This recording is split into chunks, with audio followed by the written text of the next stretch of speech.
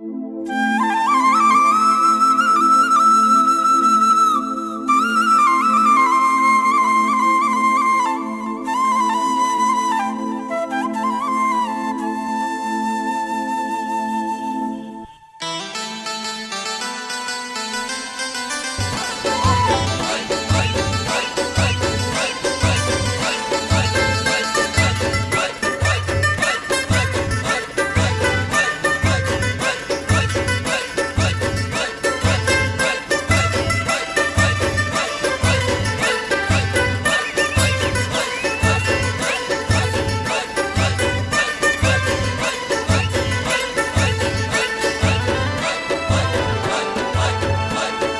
बोल के थक गए हैं हम वोट के खातिर, कोई कुछ नहीं करते हैं तेरे वोट के खातिर।